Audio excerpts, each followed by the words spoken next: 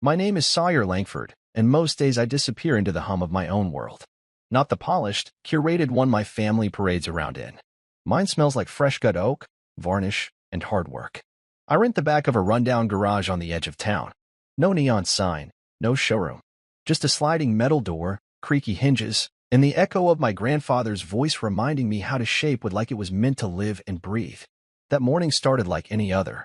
The runner of a rocking chair cradled in my grip, the rasp of the file against the grain soothing as a heartbeat. The sun trickled through the single dusty window, slanting across the floating haze of sawdust. I wiped my brow with the sleeve of my flannel shirt, about to switch to the chisel when my phone buzzed on the workbench. I almost didn't hear it over the hum of the sander, but something about the way it rattled across the stain would caught my attention. I set down the tool and picked it up. One text. Sawyer Langford, your presence is required at the reading of Harrison Langford's last will and testament. 2 p.m. today.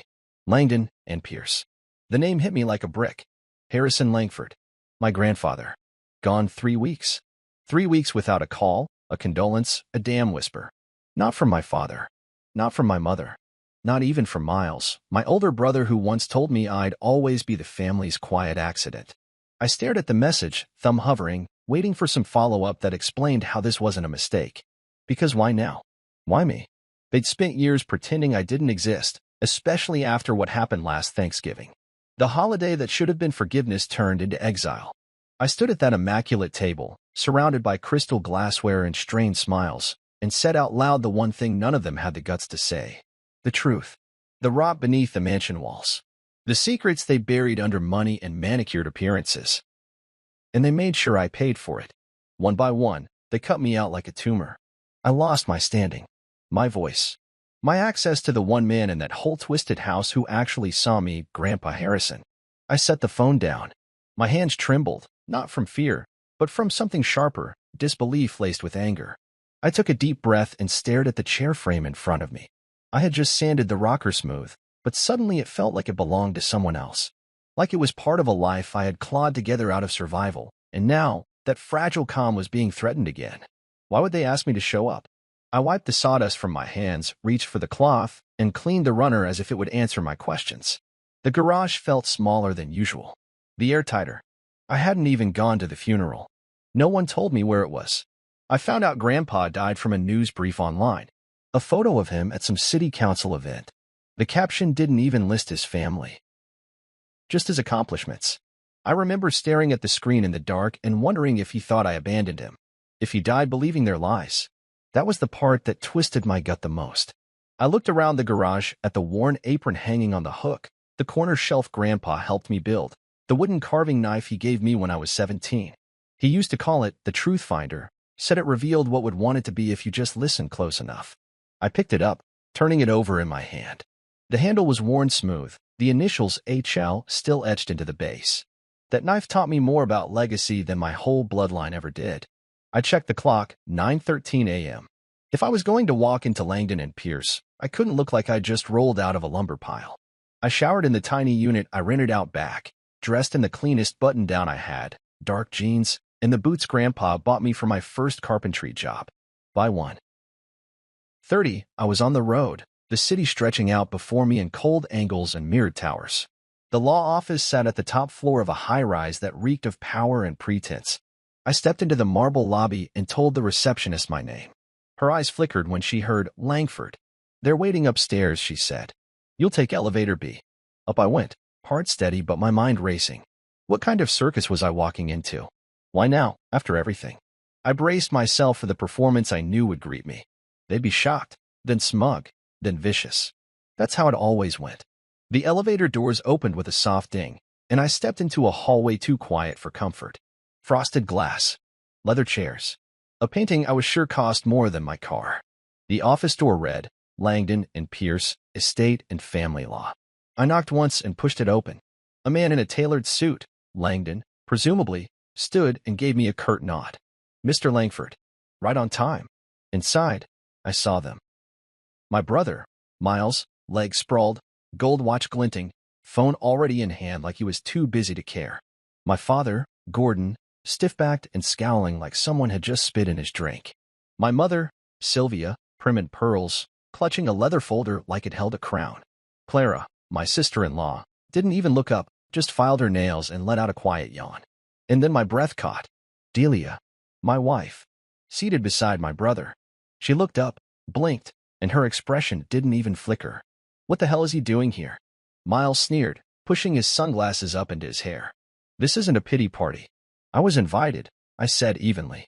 You weren't invited for a reason, he added, voice sharper now. Everything's already divided. I own your wife now. I didn't flinch. Just locked eyes with him. I'm not here for leftovers. Then Langdon cleared his throat. Calm. Almost amused. Actually, he said, opening a manila folder, Mr. Langford is the only one listed in the will. The air cracked. Every head turned toward me. Langdon looked around the room. Silence fell like a curtain, and for the first time in a very long time, I saw fear on their faces. The silence stretched so long I could hear the antique clock ticking on the wall behind Langdon's desk. Tick, tick, tick. The kind of silence that tastes like blood and tension. And in that long, slow moment, I didn't move. I didn't blink. I just let it settle, let them sit in the sudden reality that I wasn't supposed to exist. And yet, somehow, I had become the only one who mattered. Miles's smirk faltered first. He sat up straighter, eyes narrowing like he couldn't quite process what he'd heard. That's not possible, he said, more to himself than to anyone else. There must be a mistake. Langdon remained calm, his expression unreadable. No mistake. Harrison Langford's will, signed and notarized 6 weeks before his passing, names only one beneficiary, Sawyer Langford. My father's mouth tightened, jaw flexing like he was biting the inside of his cheek. His fingers curled into fists on the mahogany table. He was trying to play it cool. I could see that. Always the politician, even when the votes were already counted and not in his favor. Sylvia, my mother, clutched her folder tighter. She opened her mouth, then closed it again. Her lips trembled, and for a moment, I almost believed she'd break the silence with some maternal plea. But nothing came. She just stared at the folder in her lap as though it could magically rewrite the will. Clara leaned back in her chair, her long legs crossed, twirling her nail file like it was a weapon. She was watching, calculating. Always watching. Always 2 steps ahead in every family argument. But even she looked unsettled, like she hadn't planned for this particular curveball. And then there was Delia. She sat very still beside Miles, hands folded neatly in her lap, wedding ring still glinting under the overhead light. My ring. My wife. My betrayal. She didn't speak, didn't protest. Just tilted her head and let her lips curl into something that looked like regret, or maybe amusement. It was hard to tell with Delia. Her lies were always dressed in silk. I don't understand, she finally said, her voice calm and almost too soft. You cut him out, Gordon. You made sure he had no access. No contact. You told us he was dangerous. She is right, Miles added quickly. You said Grandpa wanted nothing to do with him. Langdon cleared his throat again. It seems Harrison Langford had his own opinions. And more importantly, he had privacy. Private accounts, private meetings, private documentation. Including this, he opened a sleek leather folder and slid a document across the table. The notarized will, signed with full mental capacity, witnessed and approved under federal and state estate law. My father snapped. This is a damn joke. Langdon didn't flinch. It's not. Gordon stood abruptly, the leather chair screeching against the floor. Sawyer was always the disappointment. He never followed the rules, never joined the family business, never. Never lied, I said. The room froze. My voice had weight now. It landed differently. Maybe because it was the only honest one here. I didn't follow your rules, I said, rising slowly to my feet. Because your rules involved lying to investors, cheating churchgoers, and screwing your own father out of dignity in his last days. You watch your mouth, Gordon growled, finger pointed like a weapon. No, I replied, stepping around the table. You don't get to give orders anymore. Sylvia gasped softly, like my words had cracked porcelain. Clara raised an eyebrow. Miles glared at me, shoulders tight, like he was one breath away from lunging. Delia, she just stared, like she was looking at a ghost she thought she'd buried. Langdon spoke again, this time slower. Per the terms of the will, the property, assets, and business holdings of Harrison Langford will be transferred to Sawyer Langford within 10 business days. My name. Over and over. It kept echoing like a bell. I'd been erased from this family, and now it was my name they couldn't avoid. Miles shot up from his chair. Bullshit. This is fraud. He's not even. He caught himself and looked at Langdon. There has to be another document. A trust. A codicil. Something. There is no alternate document, Langdon replied. Harrison Langford took great care to ensure that no secondary will existed. No revocation clauses. This is final. But we already split everything, Miles said, turning to Gordon. You said the accounts were yours. The estate. Everything. I don't know what happened, Gordon muttered. He was supposed to be gone. That word, gone, stuck to the air like smoke. I knew what he meant. Not dead. Not buried. Just gone. Quiet. Removed.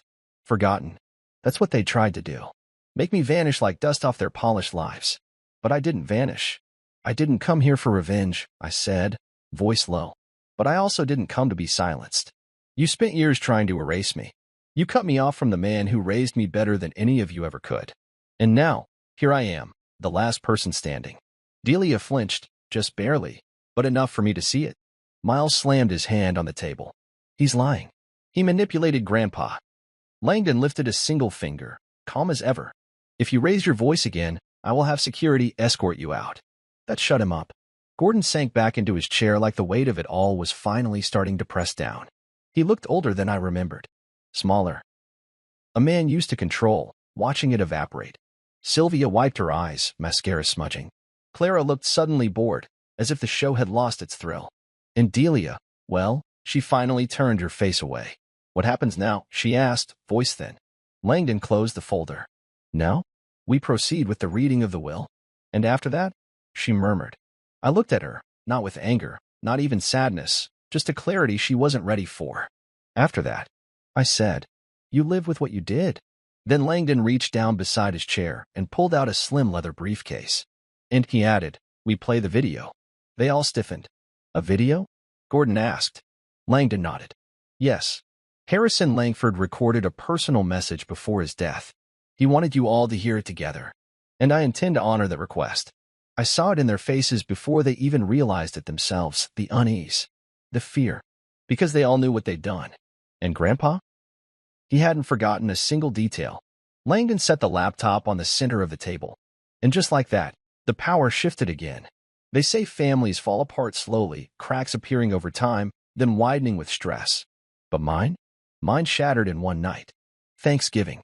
The night I stopped pretending. The Langford family always treated holidays like Broadway shows.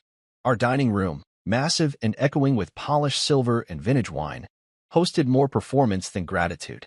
My mother Sylvia made sure the linens matched the imported centerpiece. My father Gordon timed his political anecdotes to land between courses. And Miles, my golden boy brother, always managed to turn the evening into a subtle roast of me, dressed in passive aggression and smug laughter. I never really fit in with their theater. I wasn't the polished son who went Ivy League or the obedient child who followed family tradition. I built things. With my hands. Out of wood. I liked the creak of floorboards, the smell of pine, the sound of tools, not boardrooms or brunches or showboating. But that Thanksgiving, I showed up anyway. For one reason, Grandpa Harrison. He always sat at the far end of the table, shoulders proud, hands calloused from the same kind of work I loved. He had made his fortune young, but never forgot how to build a barn, how to fix a door hinge, how to work a lathe. He respected honesty, said it was the most expensive currency a man could offer. That night, he looked tired. Not physically, but emotionally. I can see it in the way he swirled his wine instead of drinking it, the way his eyes darted around the table like he didn't trust anyone anymore. We were mid-dinner, halfway through Sylvia's truffle mashed potatoes, when Gordon cleared his throat and began bragging again about his investment firm's latest quarter. All private clients, he boasted, high-yield portfolios, tailored strategies. We're growing faster than any boutique firm in the state. Grandpa didn't look impressed. He nodded slightly, but didn't speak. Then Miles jumped in with one of his favorite stories, how he helped clean up a financial mess for a friend using a borrowed identity. Everyone laughed, even Sylvia. Delia, my wife, reached for the wine bottle and poured a glass for Miles, her hand lingering too long near his. That was the moment. I don't know why that one gesture broke the dam. Maybe it was the way they all smirked, pretending innocence while the rot leaked through the cracks. Maybe it was the way Grandpa looked at me then, like he was holding his breath, hoping I'd do what he no longer could. So I stood up. And I told the truth. I started with Gordon. Your boutique firm is a shell, I said. You've been laundering retirement funds through fake LLCs. Ask your investors if they even know where their money is, or if it exists at all. The fork clattered from Sylvia's hand. I turned to her. And you? Let's talk about how the church roof fund you run has paid for your last 3 spa retreats. Mrs. Avery tried to tell people, didn't she? And then she mysteriously stopped volunteering. Sylvia went pale. Miles, I said, meeting his eyes. You opened 3 credit cards in Grandpa's name, bought a Rolex and 2 gaming systems. But sure, keep calling me the disappointment. He laughed, loud and forced. You're insane. No, I said calmly. I'm just not afraid anymore. Then I looked at Delia. She froze. You want to explain how you ended up at the Mayfair in 4 weekends in a row while I was out of town building that veteran center bench? Or should I? Her face twisted. Sawyer, stop. No. You stop, I said, my voice cracking now. Stop pretending I'm invisible. Stop pretending like I didn't notice how my brother started picking up your favorite wine. How you started wearing the perfume Miles always said he liked. Don't do this here, she whispered. I stared at her. Why not? This is the only place you all feel safe. Behind your name, your money, your lies. Maybe if I light a match, we'll see how fast this mansion burns. Grandpa stood then, slowly, and for a second, I thought he might stop me, that he'd scold me for making a scene. But he didn't. He looked around the table and said one word. Enough. His voice silenced the room. The kind of voice you don't argue with, not because it's loud, but because it carries truth like a sword. He looked at Gordon. I trusted you. At Sylvia, I raised you better. At Miles, you carry my name like it's a costume. And then at Delia, you had a good man. He turned to me last. You may have just ruined your life tonight, he said. But I've never been prouder. The room erupted. Sylvia sobbed. Gordon shouted. Miles threatened lawsuits. Delia left the table without a word. And me? I just stood there, heart pounding, shoulders shaking. I thought that was the start of something. I thought that maybe, finally, someone would listen. But I was wrong. The next day, I was served a restraining order from Gordon claiming I threatened the family. Delia filed for separation citing emotional instability. My phone stopped ringing. My bank account, joint with Delia, was emptied. I lost clients. Rumors spread like oil slicks, dangerous, fast, and impossible to contain. And worst of all, no word from Grandpa. No letters. No visits. No calls. I figured they got to him. That they poisoned him against me the way they poisoned everything else they touched. I imagined him in that big house, confused, angry, thinking I betrayed him. They erased me. At church, people stopped shaking my hand. Neighbors crossed the street. The world went quiet around me. And in that silence, I learned how to survive. I rented the garage, bought tools with what little I had left. And I worked. Every day. Not for money. Not for revenge. For peace. But peace came in splinters. Even when I tried to move on, the ache of being cut off from the one man who believed in me lingered like a bruise beneath the skin. I didn't go to Grandpa's funeral because no one told me when or where it was. I found out from a news alert on my phone, cold text, no photo. Just a date. Just a summary. Just a name that no longer seemed to have room for mine. I stared at that screen for a long time that night, the phone cold in my hand, wondering if this was the legacy they wanted to leave me with. Silence, shame, and sawdust. But then came the message. The text from Langdon and Pierce. My name. The reading. Suddenly, the silence cracked. Suddenly, I was remembered. And somehow, in all the darkness they threw over me, Harris and Langford had lit a fuse. They thought they erased me. But Grandpa? He'd written me back in. And this time, I wasn't leaving quietly. Back in the law office, the air felt heavier, like it was pressing against my chest, thick with tension and unsaid words. I hadn't moved from my spot, not because I was stunned, but because I wanted them to sit with it. With the truth. With the unraveling. Langdon flipped a page in his F. That will's invalid, he snapped, voice sharp with panic disguised as arrogance. My father was not of sound mind when he wrote that. He was confused, deteriorating. He didn't know what he was doing. Langdon didn't blink. On the contrary, Mr. Langford, he said, pulling a thin envelope from a labeled tab. This is a signed, notarized psychiatric evaluation from Dr. Meredith Linfield, a neurologist specializing in late-stage cognitive analysis. Your father passed her assessment 6 weeks before his passing, with full cognitive clarity. This documentation has been independently verified. He slid the envelope forward. No one reached for it. Gordon's jaw clenched. This is ridiculous. My father had a long-standing estate plan. He wouldn't have undone all of it for her. He gestured toward me like I was a broken chair in the middle of a gallery. For him.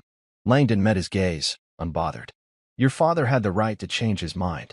And his legacy. I watched the room with a strange calm, arms crossed over my chest. For once, I wasn't the one under fire. I was just the witness. Sylvia finally spoke, her voice paper-thin. But he wasn't well. After the holidays, he was reclusive. Withdrawn. He wasn't talking to anyone. That's interesting, Langdon said, reaching again into the briefcase. Because your father met with me 3 times in person between January and April. And in March, he recorded a video. All movement stopped. A video? Miles echoed, his tone cracked somewhere between amusement and terror. Langdon nodded, unlocking the silver clasp on the side of the briefcase and removing a slim laptop. A personal video message, recorded at his request, in my office, with 2 witnesses present. He was very clear that this should be played only in the event that any party contested the validity of the will. Since Mr. Gordon Langford has now publicly stated that Harrison Langford was not of sound mind, I will be proceeding with the playback. I saw the shift happen immediately. Gordon opened his mouth to walk it back, but Langdon was already powering up the screen. The hum of the laptop's fan was the only sound in the room as the screen flickered, then glowed to life. Langdon clicked the file. And then my grandfather filled the room. Harrison Langford appeared on screen, seated in a high-backed leather chair, wearing a dark cardigan over a crisp white shirt. He looked thinner than I remembered, and his silver hair was trimmed shorter, but his eyes were the same. Sharp, clear, certain. He looked directly at the camera. If you're watching this, he began, then it means the people I once called family couldn't let go of their entitlement long enough to respect my final decisions. No one breathed. He continued, voice steady. Let's begin with the facts. I was of sound mind when I wrote my final will. I passed every cognitive test Dr. Linfield administered. I was not coerced. I was not confused. I knew exactly what I was doing. And I did it because I had finally seen the truth. His gaze turned cold, ice through glass. Gordon, you stole from the very people who trusted you with their futures. You bled retirees dry with fake investment packages. You used my name to secure credibility and made your clients think they were protected. I trusted you to carry this family's legacy forward. Instead, you sold it for profit. Gordon looked ready to speak, but Langdon raised one hand sharply, silencing him. Don't, I said quietly. You'll only make it worse. Grandpa's voice continued.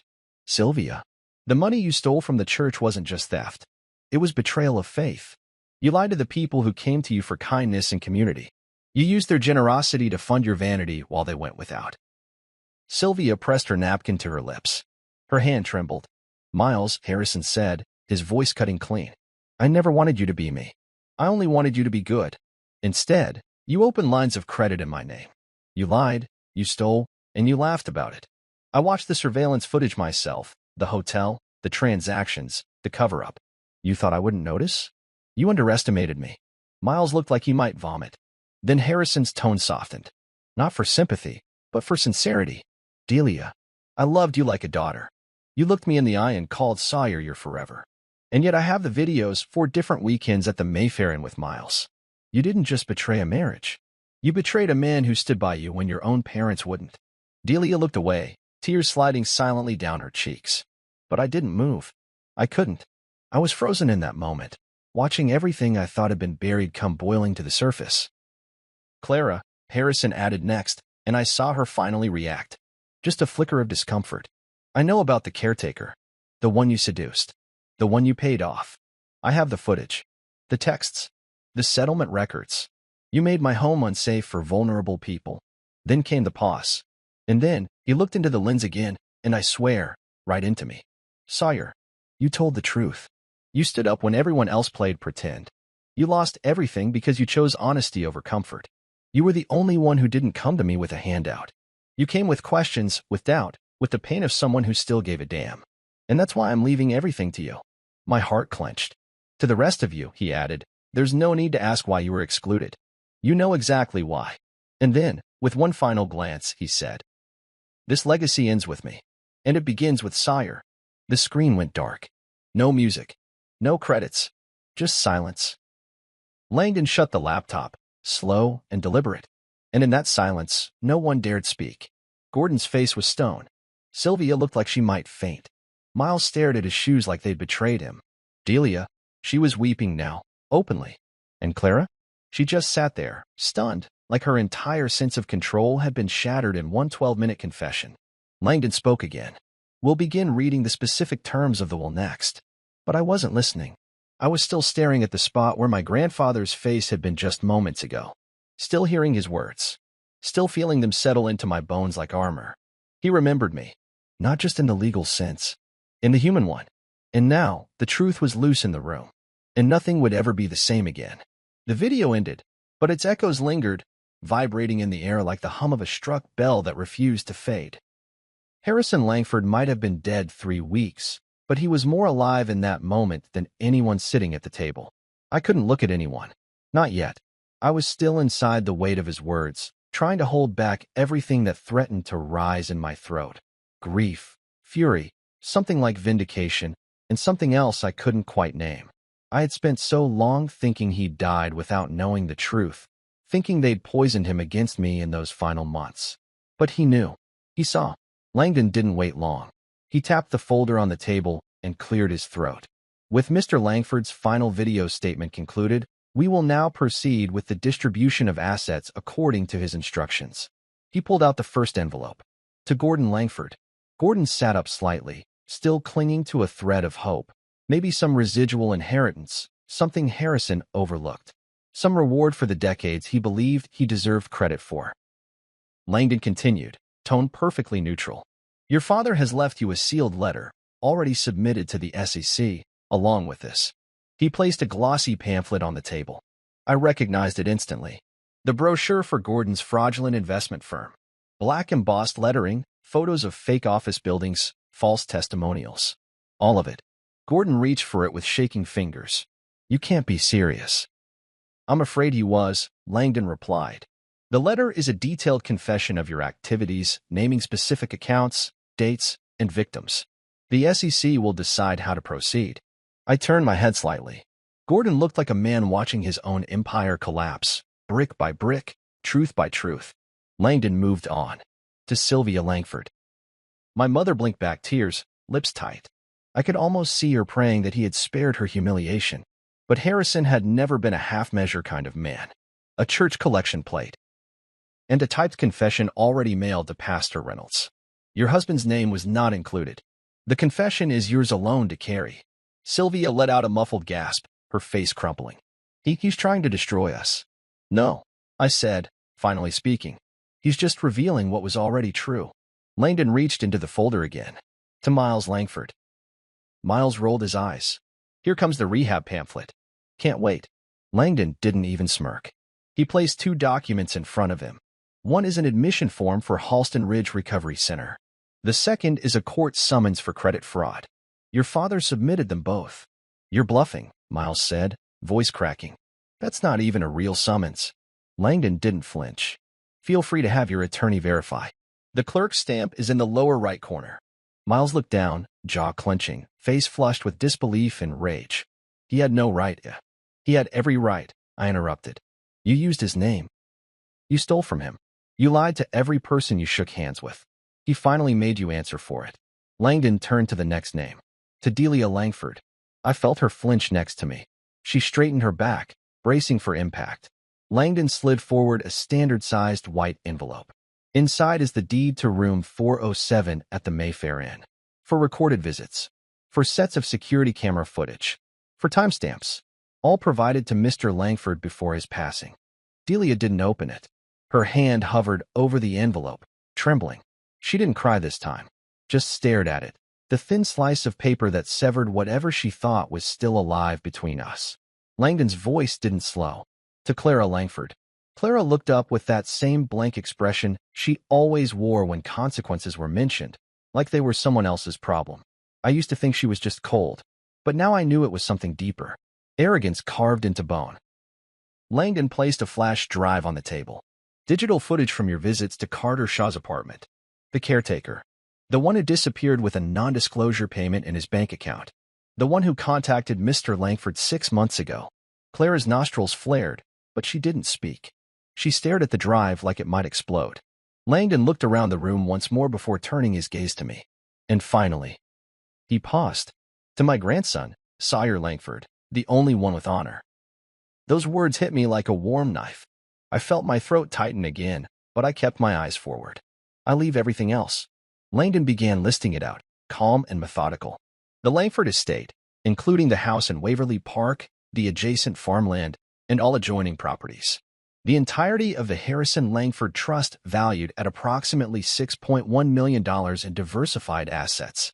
All company shares, physical assets, and accounts, both domestic and offshore. Full access to the foundation Harrison established in 2002 for veteran craftsmen. He placed a thick envelope in front of me, all verified and transitioned.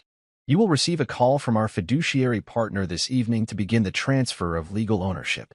The room erupted. Miles jumped to his feet, knocking his chair back. You've got to be kidding me. You're giving him everything? He's not even part of this family anymore. Gordon bellowed, fist clenched. He turned his back on us. Delia tried to speak, but her voice broke before words could form. Sylvia slumped in her chair, whispering something to herself, over and over, no, no, no, like a mantra to keep the walls from caving in. Clara stood slowly, straightened her skirt, and looked at me with a kind of cold venom I hadn't seen since Thanksgiving. Congratulations, she said, her voice flat. You won. I didn't respond. There was nothing to win. There was just what was right. Miles lunged toward me, but Langdon pressed a button under the table, and 2 security guards appeared like summoned ghosts from the hallway.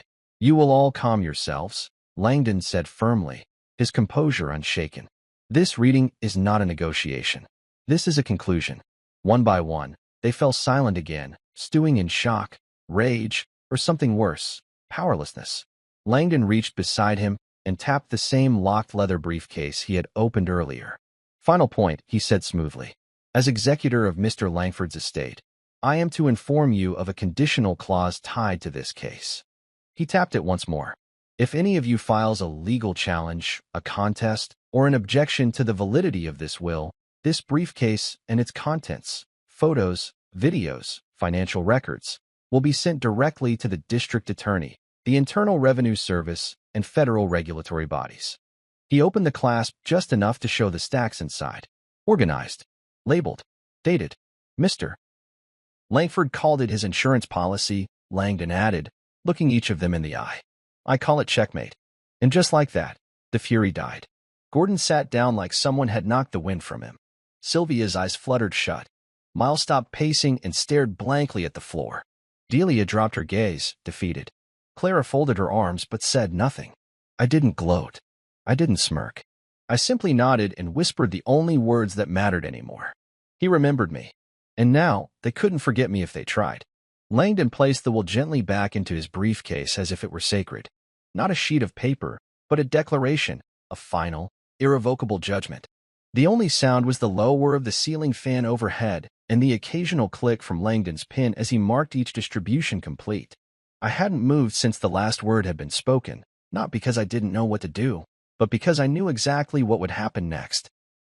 The cracks had turned to fractures, and the fractures were now freefalls. Langdon turned to face them all again, tone composed, firm, final. As per Harrison Langford's instructions, the will is now fully read, executed, and recorded. Copies will be sent to all parties within 24 hours. Mr. Sawyer Langford will begin legal transfer proceedings within the week. Silence. Then chaos. You think you can threaten us with that damn briefcase? Gordon shot up again, pacing like a caged animal. You think this is justice? This is a circus. Langdon didn't flinch. It is justice, Mr. Langford. Just not the kind you control. Miles laughed bitterly. This is hilarious. You really think you can hand $6 million to the guy who makes coffee tables in a garage and call it a legacy? I turned to him slowly, not with anger, but clarity. You think legacy is about inheritance. I think it's about accountability. Delia finally spoke. Her voice was small but sharp, like a blade disguised as a whisper. Sawyer, we were married.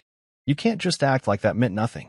I stared at her, that same woman who once held my hand in a hospital waiting room when I got a call my dog had died. The woman who cried at our wedding vows like every word broke her open. And now she was reaching for a connection that had been burned to ash by her hand. Tell me this, I said evenly. Was it you or Miles who picked the Mayfair Inn? She blinked. That room. Room 407. Did you choose it? Or was that already your tradition? Delia didn't answer. Her face tightened. Her shoulders fell. Langdon cleared his throat. If I may remind everyone once again, for the clause of Mr. Langford's estate, any legal challenge filed will result in the public release of all evidence in this room and more. Gordon scoffed. He's bluffing. Langdon pressed a small button on the side of the briefcase. The lid sprang open. Inside were neatly stacked files, digital drives, color-coded folders, meticulous, methodical, undeniable. He lifted one and held it out. Would you like me to begin with the surveillance footage from Sylvia's church accounts? He asked gently. Or perhaps the credit card statements from the Cayman Shell companies, Mr. Langford? Sylvia let out a small gasp and clutched her pearls like they could protect her from divine judgment. Gordon sat down, stone-faced. Miles laughed nervously, but it cracked in the middle. You can't release that. It's illegal. Langdon raised an eyebrow. It's admissible. Mr. Langford ensured everything was obtained and documented within legal bounds. You may try to argue in court, but that will only activate the release protocols. Again, I urge you all, do not contest the will. The room deflated like a balloon finally punctured. It wasn't just about the money now. It was about secrets. The carefully hidden sins. The manipulation and masks they'd worn so long they forgot what their real faces looked like. And now those secrets were stored in a briefcase guarded by the one man they hated more than each other. Me. Delia tried again. Sawyer, we can still talk. You and I. This doesn't have to be ugly. I turned to her slowly. Delia, it already was ugly. You just dressed it in smiles and matching dinnerware. Her eyes filled, but I didn't feel pity. I had spent too long feeling guilty for her tears, only to realize later they had more to do with being caught than being sorry. I didn't want it to be like this, she said quietly. You just didn't want it to end like this, I corrected. Langdon stood. That concludes our reading. Unless there are final questions, I believe this meeting is adjourned. Clara rose first, snatching her bag and the flash drive, as if it might whisper escape routes to her later. She didn't look at me. Neither did Sylvia, who was still dabbing her eyes and muttering silent prayers. Miles muttered something under his breath that sounded like a threat but came out more like a groan. Gordon stood without speaking and walked out stiffly, like a man who still thought he had time to reassert control. Delia was the last to rise. She walked past me slowly, pausing just behind my chair. You think this is closure, Sawyer? It's not. This doesn't erase anything. I looked over my shoulder at her. It doesn't have to. I'm not here to erase. I'm here to rebuild. And then I said the one thing that made her finally look away. I read the letter. Grandpa's final one. He knew what you were. He left it so I wouldn't forget. Her face went cold, and for a second, I saw the woman who had once promised me the world. But all I could think about was how easily she gave it to someone else. After they were gone, Langdon closed the laptop and briefcase, then turned to me. He really loved you, you know, he said quietly. I've seen a lot of wills. I've read a lot of last words. But your grandfather, he didn't just pass things down. He passed you the torch. I nodded, still staring at the empty chairs. I don't want the torch if it burns everything down. Langdon smiled faintly. Then build something new. With your hands. Like you always have.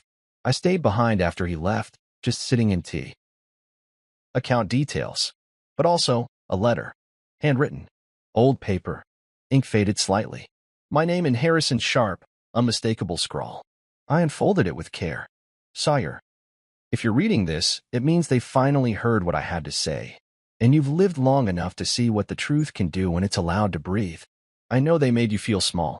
Like you were always the afterthought. But you weren't. You were the echo of everything good I once was. I saw it in the way you carved that first chair. I saw it in the way you couldn't lie. They think inheritance is about money. But you and I know better. It's about what you build with it. Build something they can't take from you. Not a fortune. A future. All my love. Grandpa. I folded the letter slowly, placed it back in the envelope, and stood. My hands weren't shaking anymore. They had brought fire and knives and whispers to my doorstep for years. But now I had something stronger. Proof. And I intended to use every inch of it to carve a life that wouldn't need revenge, only purpose. Let them rage. Let them spiral. Let them stew in the storm they created. Because me?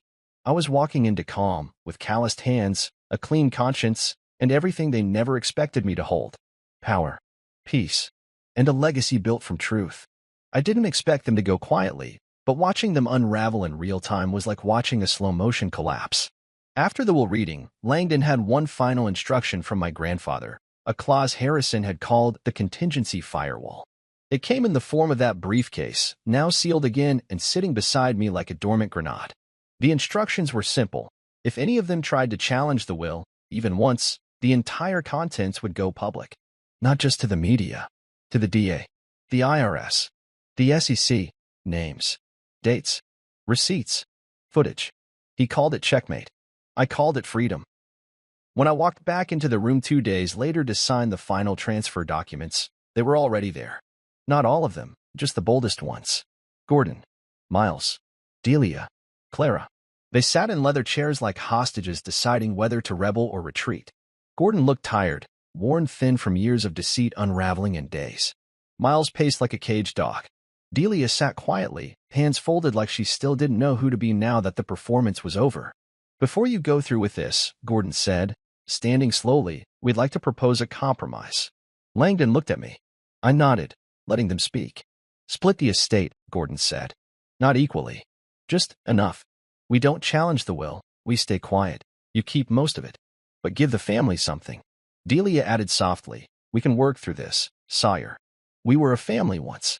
I waited until the room fell still again, and then I reached into my jacket and pulled out Harrison's letter, his final one, and laid it on the table. I already have a family, I said. And he wrote me this so I'd remember who they weren't. Clara scoffed. You'd really let us burn? No, I replied calmly.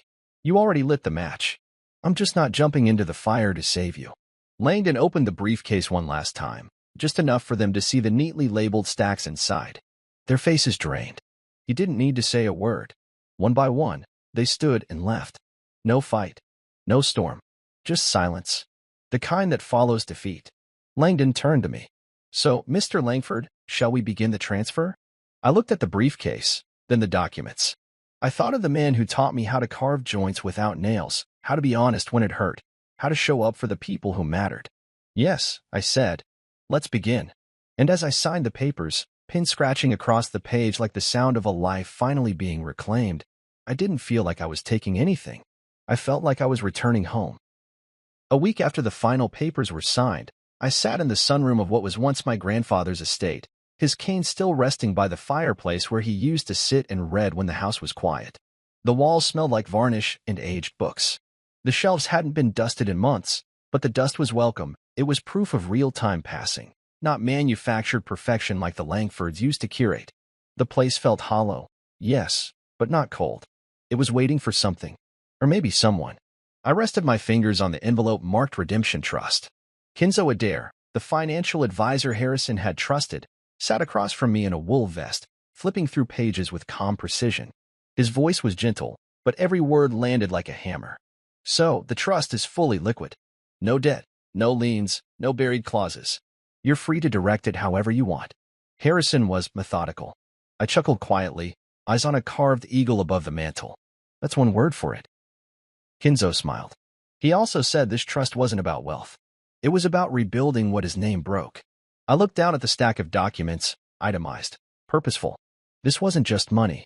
This was atonement, wrapped in oak and paper. We called it the Harrison Langford Redemption Trust. Its purpose wasn't legacy in the traditional Langford sense. Not about investments. Not about leverage. It was about repair. About returning dignity where the Langfords had taken it. About cleaning the name, not polishing it. Kenzo pointed to the first category. Restitutions. There was a list, dozens of names, people who'd been exploited through Gordon's fake firms. Elderly clients, blue-collar workers, even a few military widows. My gut clenched as I scanned it. These were the invisible casualties of Langford pride. I leaned back in the chair, heart heavy but steady. They all get paid back. Full. With interest. Kenzo nodded, writing something in the margin. Anonymous or with attribution? I thought for a moment. Anonymous. No Langford logo. Just closure. The next section? Mental health and recovery. Gordon's schemes hadn't just drained bank accounts. They'd broken people. Some survivors had spiraled into depression.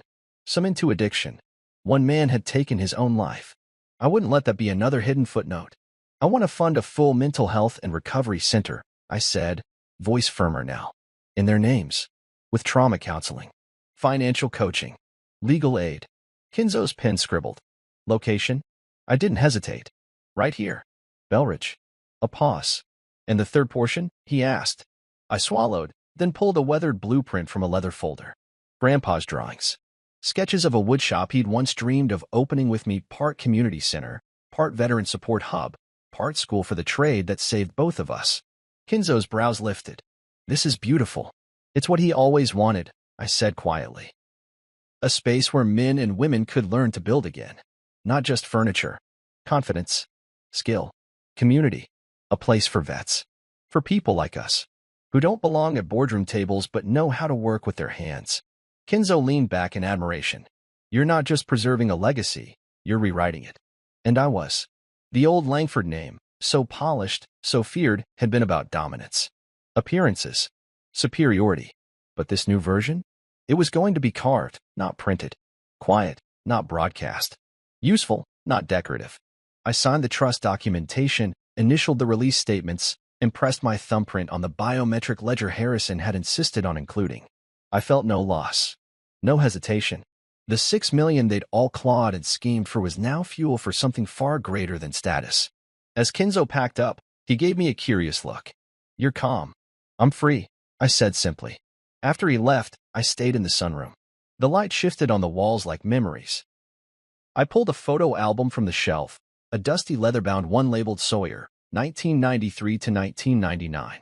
Grandpa had compiled it himself. Not a single photo of Miles. Not one of Delia. Just me and Harrison, covered in sawdust, holding hammers, smiling through splinters. I didn't even know this album existed. Beneath the last photo was a note in Grandpa's handwriting. What we build is what we leave. I closed the book, the echo of that phrase sealing something inside me. The past was done. The betrayal, the bloodlines, the erasure, it all lived behind me now. Ahead of me were nails, wood, and people who needed repair. Just like I had. That evening, I made a list. Names of every person I wanted to make whole again. Mrs. Kelly, the widow Gordon scammed with a fake bond portfolio. Tanner Griggs, the construction worker who took out a second mortgage on Langford advice and lost his home. Imani Rhodes, a single mother whose donation to Sylvia's church fund ended up in a luxury spa. I was going to start with them. But first, I needed to build the house Grandpa and I had talked about for years. The Langford Hands Workshop. I met with local contractors, but I insisted on helping with the framing. It wasn't about saving money, it was about honoring the roots. Sweat. Muscle. The ache of progress. That first nail I hammered into the new foundation landed with a quiet thunk that reverberated through my chest like a second heartbeat. The next week, a letter arrived. Not from any of them. It was from a woman named Cora Alden, my grandfather's sister, the one they never spoke about. She'd left the Langford name behind when she married a teacher and moved to Maine. They said she was too soft, too poor, too small-minded. Her handwriting was elegant and full of warmth. Sawyer. He wrote to me before he passed, told me everything, how proud he was, how he knew you'd be the one to break the cycle. Enclosed are some things he asked me to give you when the time was right. You'll know what to do with them. The box arrived 3 days later. Inside was a leather-bound journal, a hand-carved compass, and the first bird I ever whittled when I was 9, crooked, uneven, and full of heart. I held it in my palm and nearly cried.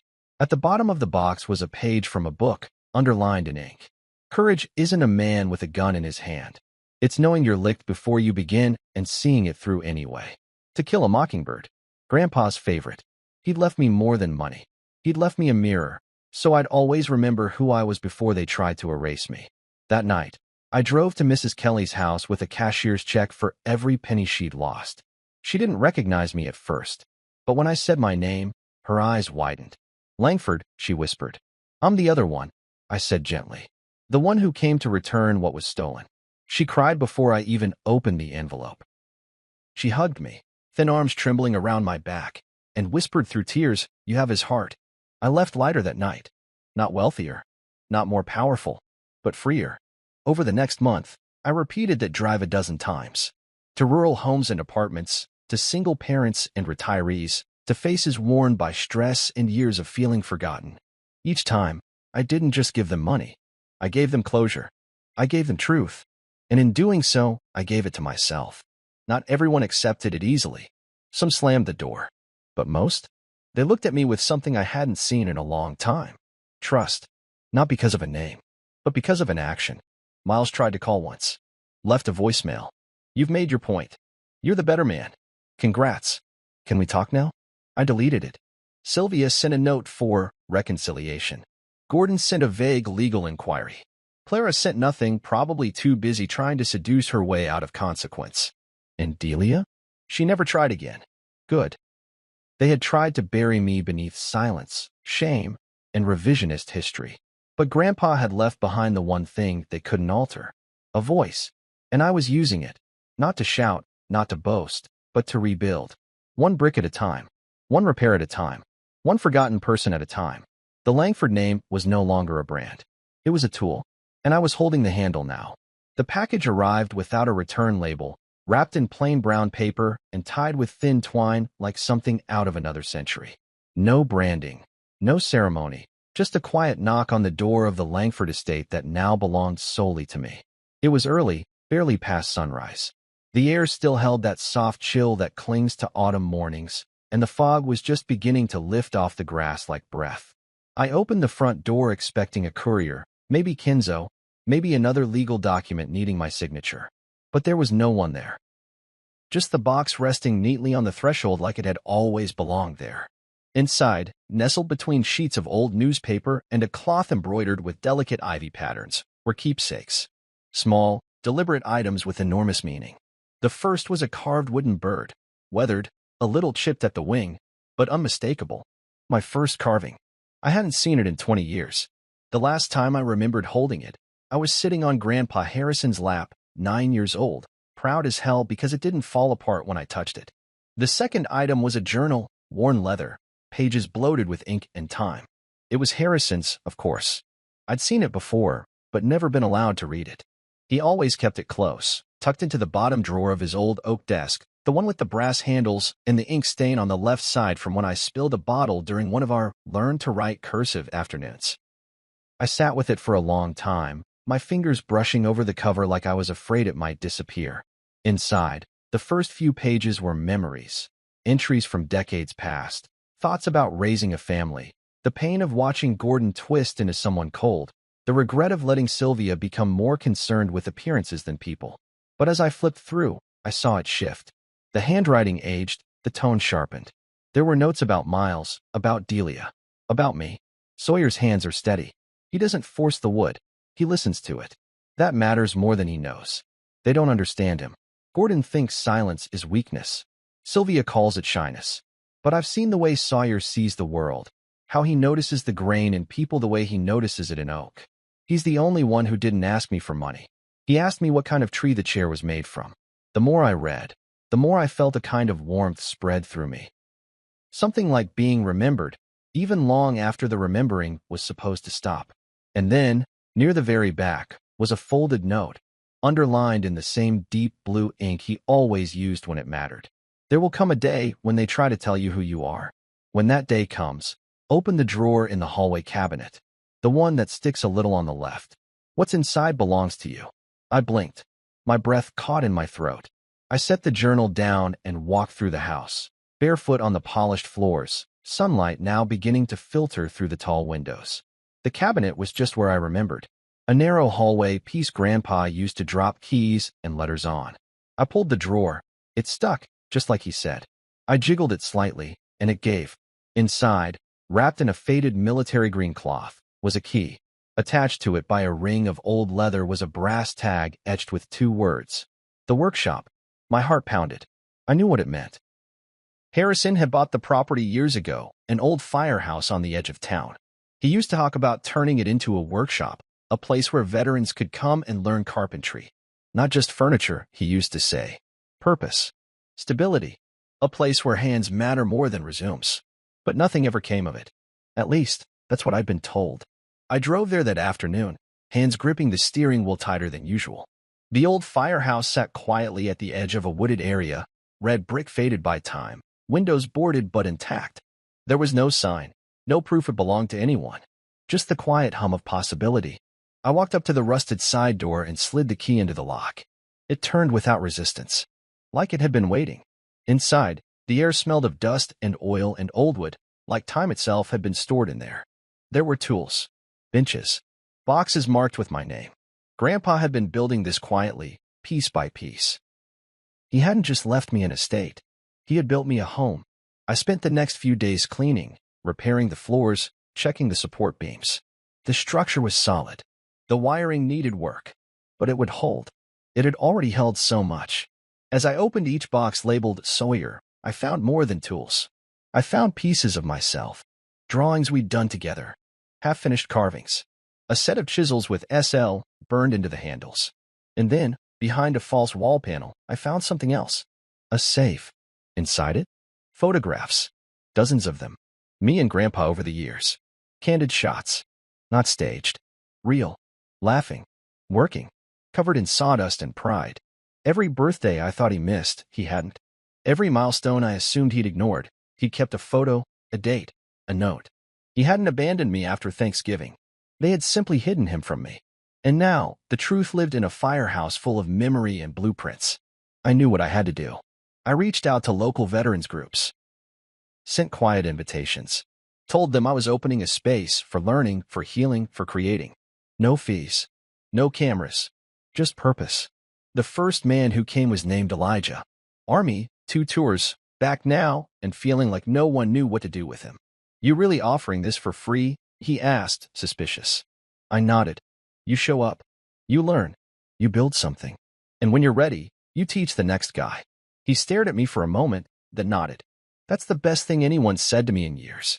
By the end of the week, we had 6 men, then 10, then a waiting list. People donated wood, tools, time. And every night, after they left, I walked the workshop in silence, running my hands along the benches Grandpa had built for us both. This was the inheritance. This was the house that built me. And it had nothing to do with Langford power and everything to do with Langford heart. One night, near closing, a teenage boy wandered in. Nervous. Thin. Barely 16. My mom said you might let me help, he mumbled. I ain't good with math or books, but I can hold a hammer. I smiled. That's enough, I told him. He stayed. Showed up every week. Cut himself once. Cursed a lot. But he kept coming back. I watched him bloom in the way only a place without judgment can offer. And that's when I knew. This was what Harrison had hoped for. Not forgiveness from the people who destroyed the name, but redemption through the ones who would rebuild it. Not through blood. Through choice. Through action. Through wood and grit and stories told over scraps and glue. The house was no longer silent. It rang with laughter, with music, with the sound of nails being driven into new beginnings. And when people drove by and asked what Langford Hands was, I simply said, a place for the forgotten to remember who they are. I never responded to Miles' second letter. Never returned Sylvia's desperate voicemail. Clara eventually tried to offer a donation in exchange for a photo op. I declined. They didn't get to touch this. Not now. Not ever. This wasn't theirs. It never had been. It was mine. Built from broken pieces, shaped into strength. Carved from truth. Polished with time. One afternoon, I hung a wooden plaque above the door to the workshop. Simple. Clean. Nothing grand.